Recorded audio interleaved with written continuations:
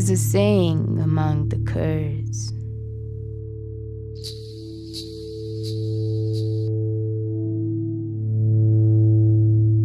There is no better friend than the mountains.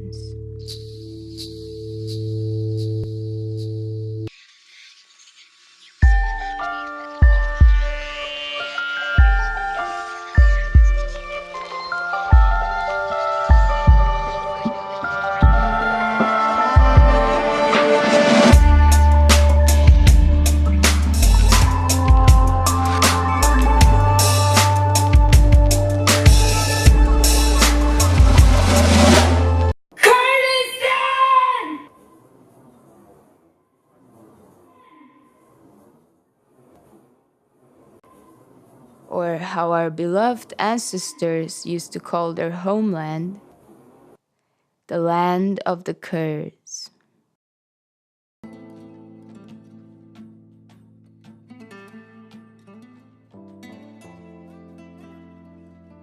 This is it, our beloved homeland. However, if you look carefully, you might notice a slight issue with it. Yeah, that's right. There appears to be no actual Kurdistan, but only a region covering 4 other states. We, the Kurds, remain the largest ethnic group without a state of their own.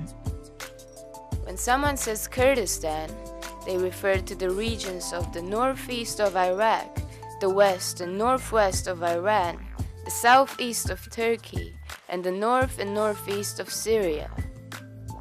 And this is the only land we have recently gained back, but only as an autonomous region. The northern part of Iraq with its capital in Erbil, and slowly expanding ourselves towards the northern Syrian region, Rojava.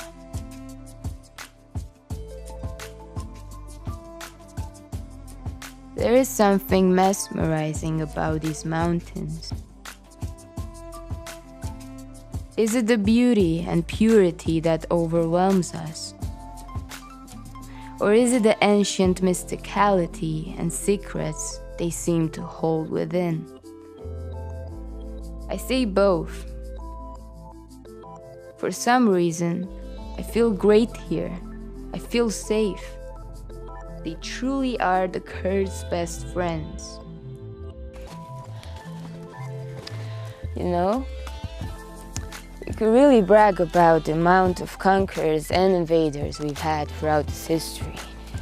I mean, we had the ancient Persians coming from the east, Alexander the Great from the west, and the Muslim Arabs from the south, later followed by the Seljuk Turks. Then, we had the Mongols and the medieval Persians coming from the east, and of course, in the 16th century, the great Ottoman Turks from the north. And well, most recently, the US in its 2003 invasion in Iraq. Could it get any better? One might say enemies really like us and our land. Who wouldn't? I mean, it's one of the most fertile regions on Earth. And it's here where humanity, for the first time in all times, started practicing agriculture, exploiting livestock, and managed to settle a consistent lifestyle. All around 4,000 years ago. It is believed to be the Kurdish Yazidis, a group of people whose beliefs still lay in the most ancient deities, Zarathustra. Its philosophy claims that all events of the world are based on cause and effects, with 3 main principles at its core: good reflection, good word, and good deed. They are the people who suffered last year in Kobane, Syria, where hundreds of women and men were enslaved or shot, all due to the Islamic State of Iraq and Syria, known as ISIS, the largest terrorist group that has ever existed.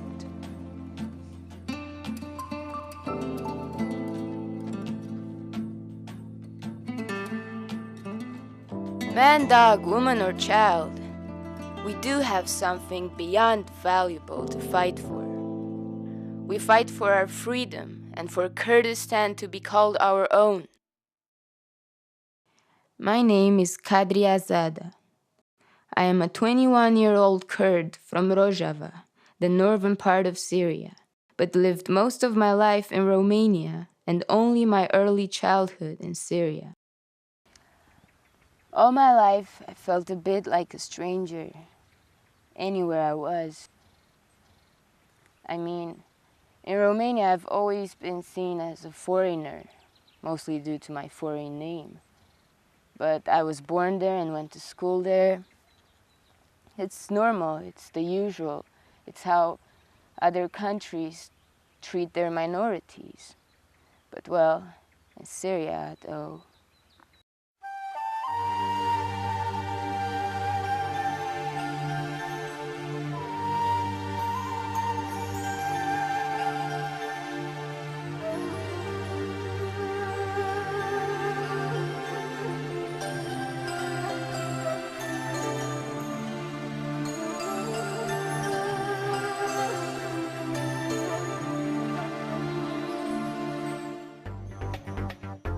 one might say that Kurds are like fire. If approached kindly, they will warm you. If approached badly, they will burn you.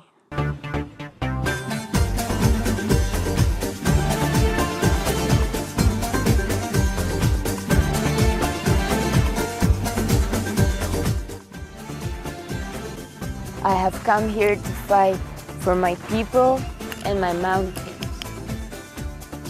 I wish to defend my land and bring peace to my people, and I only fight for defendants. However, some may argue that I'm only a naive young woman, having no idea what war implies, but I will prove them wrong, in a way that no one managed to do it before. But before disclosing how I am going to accomplish that, let me introduce you to the early roots of the Kurdish people. It all started somewhere on the great Mount Ararat, which is more than 16,200 feet high, when Noah's Ark is supposed to have come to rest. It is in mid-Kurdistan that the two biblical rivers, the Tigris and the Euphrates, have their sources. Starting with the fall of Nineveh in 612 BC until the conversion to Islam, it can be said that the history of the Kurdistan of today has coincided with that of the Persian Empire. The efforts by our people to settle in our country began with the arrival of the Medes Empire around 1000 BC, which, after first defeating the Persians and then overcoming the Assyrians, lately formed the largest empire of that time period. The boundaries of the Median Empire encompassed all of what is today known as Kurdistan. Starting with 550 BC, when the Median Empire was defeated by the Persians, our people began a phase of permanent occupation and subjection to tyranny. During the Arab invasions happening around the 6th and 7th century CE, our people lived under the occupation of different enslaving empires. Having put up fierce resistance to the Arabo-Muslim invasions, Kurds ended up joining Islam without, as a result, becoming Arabized. That is why the Kurds moved towards the harshest areas in the mountains, leading them to form an internalized tribal society. However, during the feudal period, the tyrannies increased and ended with a bloody victory for the Arabs, with their dominance lasting until the late 10th century. In the second half of the 10th century, Kurdistan is shared amongst four big Kurdish principalities. In the north we have the Shadadids, in the east the Hassanwides and the Banu Anas, and lastly, in the west, the Marwandis of Diyarbakir. In the 11th century, a notable barbarian occupation arises over Kurdistan, the Oghuz or Seljuk Turks, which rule the area under the power of the Turkish lords. This was a period of great violence and massacres, for which the Kurds responded to with resistance till the late 20th century. Around 1150 CE, the Sultan Sanjar, the last of the Seljuk monarchs, created a province from Kurdistan with its capital in the village Bahat near Ekbatane, the capital of the Medes. It included the vilayets of Sanjar and Shahrazur to the west of the Zagros Mountains, and to their east, those of Hamadan, Dinaver, and Kermanshah. Only about 12 years after this disappearance of the last great Seljuk, in 1169 CE, a Kurdish dynasty, that of the Ayyubids, was founded by the famous Salahuddin. We all know Salahuddin, the greatest commander, the conqueror of the Crusaders, the winner of Jerusalem, and the hero of the medieval Islam. His empire encompassed all Kurdistan, Syria, Egypt, and Yemen. He took over the leadership of the Muslim world for almost a century, until the Turco-Mongolian invasions of the 13th century emerged. It was quite similar to the Germanic Roman Empire, claiming to reassemble peoples, kingdoms, and principalities of the Catholic Church. Salahuddin was nonetheless no more than a Kurdish patriot than Saint Louis was a French nationalist. At the beginning of the 16th century, the Kurdish land becomes the mainstay of rivalries between the Ottoman and the Persian empires, with Sheikh Idris Bitlisi, one of the representatives of the Kurdish feudal dynasty, having played a key role in securing the power of the Ottomans over Kurdistan.